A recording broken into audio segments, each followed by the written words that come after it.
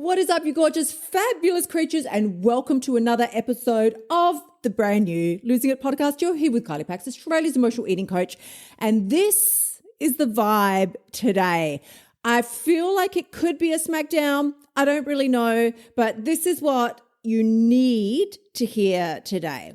My first question to you would be, how many times, so I'm going to let's assume that you're listening to this podcast early in the morning. That's usually when we mostly listen to these sorts of things. How many times this morning already have you gone against your word? Now, we spoke about this a little bit in the last podcast. How many times already this morning have you dishonored yourself, said you were going to do something, and then you didn't do it? If you want to talk about why you're still struggling with your weight, why you're still emotional eating, let me give you a prime example, And I'll preface this by saying, let me give you the spoiler alert, because you don't want to change. Now, let me just give you some context. You do want to change. We all fucking want to change. Let's clarify, we want the changes, but we don't want to do what it takes to achieve the change. I used to be such a high maintenance emotional eater that I would go to any lengths, like seriously, any lengths to keep the food away from myself. I thought that this is going to be the solution. I'm going to keep the food out of the house.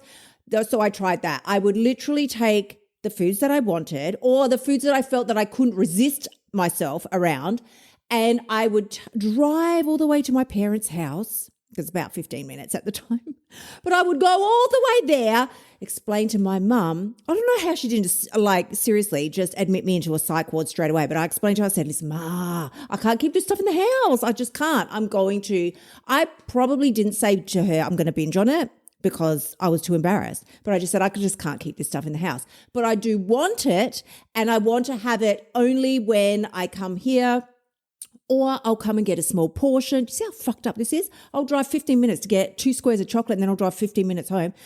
It's ridiculous. But this is what I did. And she kindly kept these foods there for me in the cupboard. What the fuck do you think happened?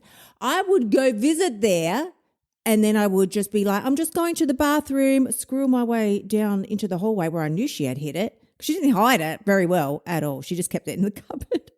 And I would stuff my face and then come back down, licking my lips like absolutely nothing had happened. Then I would go to the shops and replace the block so that she didn't notice that I had eaten this entire thing. The lengths that we go to, this is equivalent to you all going through the drive-through, eating all the macas, doing the things, and then hiding the wrappers from your family before you get out the car. You know, you would stop at the bin on the way home. And so they weren't even in the car in case your husband came out to greet you and then there's fucking wrappers there before you can put them in the bin. We would do this. Then I would also tell myself, okay, these are the foods that I love. I'm only going to have them on a special occasion, or I'll have them once a week on a treat night. And that's terrible. Honestly, that's a whole nother conversation. When you sprinkle magical pixie dust over certain foods and call them treats or special things, of course you're going to want them really badly. Everybody wants a treat.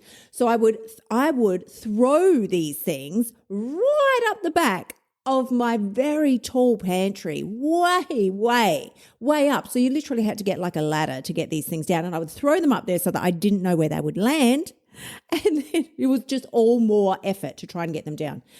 But when I was in full-blown emotional eating / binge mode, do you think I gave a shit? Do you think I gave a rat's ass how hidden or far back in the pantry these things were? I would drag out chairs and balance myself precariously on top of shit so that I could try and pull these things down. But as I would pull down the chocolate or the biscuits or whatever was up there, literally all sorts of shit from the top of the pantry was falling on my head.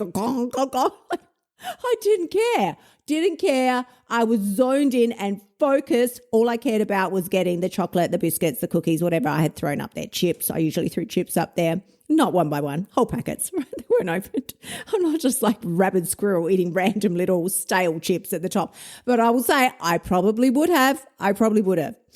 So here's today's lesson. With all the things I was doing to try and alleviate the desires to binge, overeat, stop emotional eating at night, there was a bunch of stuff that I wasn't doing that could have most certainly made the journey shorter, quicker, faster, expedited it to such a degree that I would have healed my emotional eating. And I'm just going to say healed because I feel like it's a trauma we have to heal from. I would have overcome my emotional eating instead of 30 years. And it was really more than 30 years, but let's just be graceful, 30 years. I would have overcome it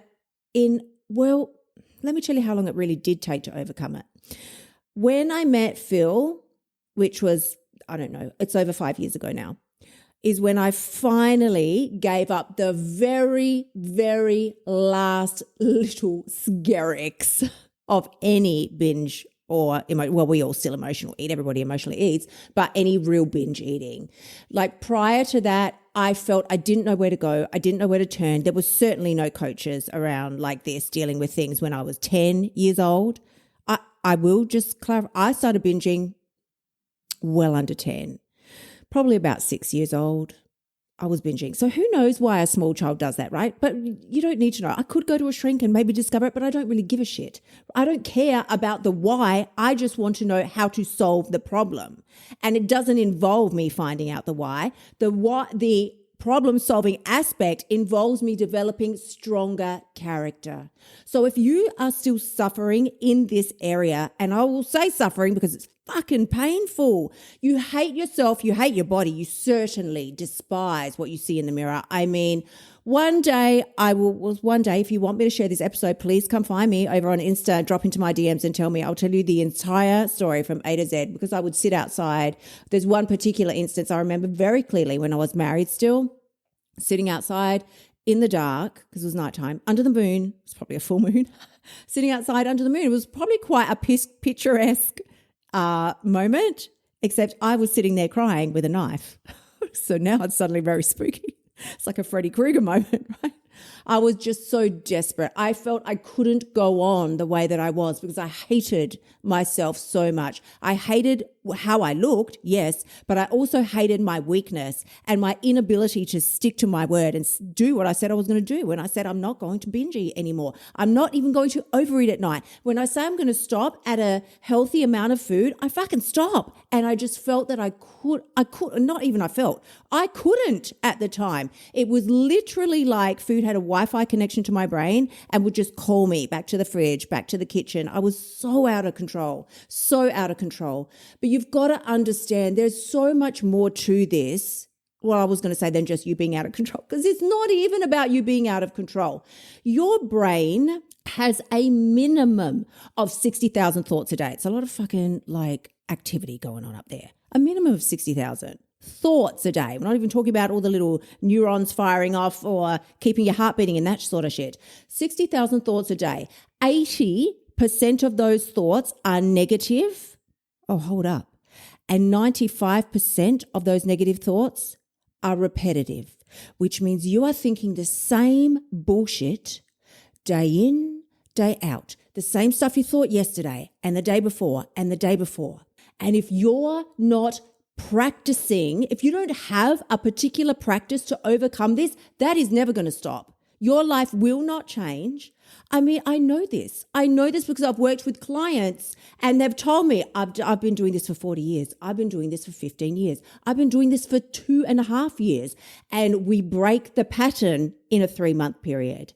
So, which now reminds me what I was going to say to you. When I met Phil and I didn't have any coaches or anything, I finally gave myself permission, because he's such a foodie. I gave myself permission to let it all go, to just let it all go.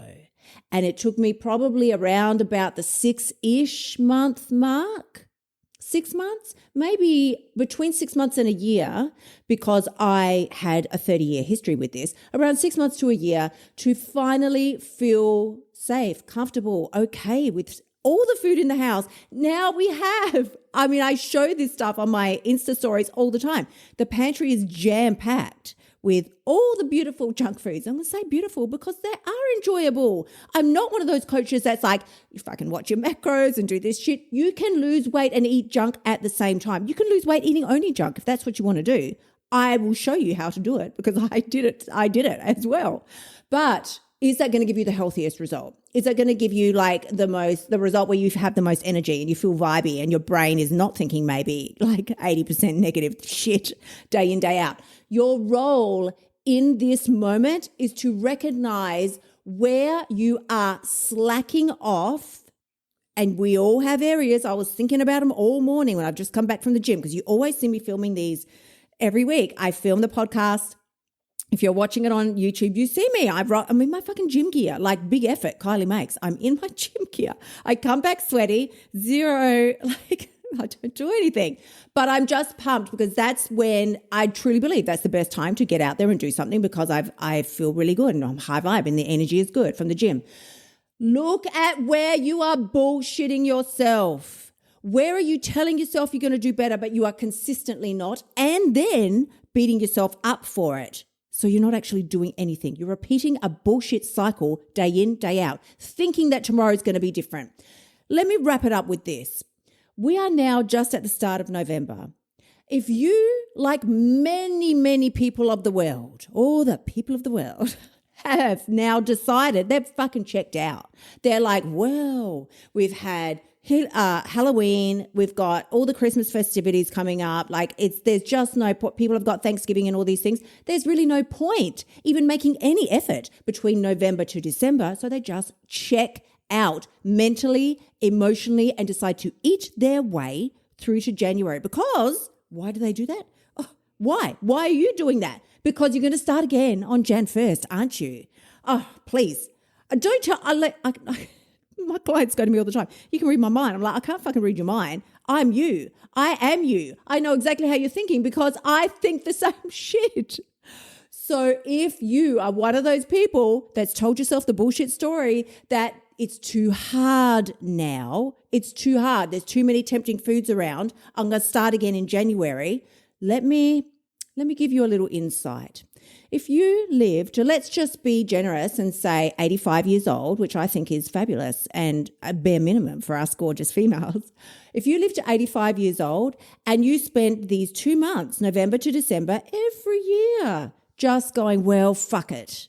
Let's say you go into fuck it mode from November to December every year.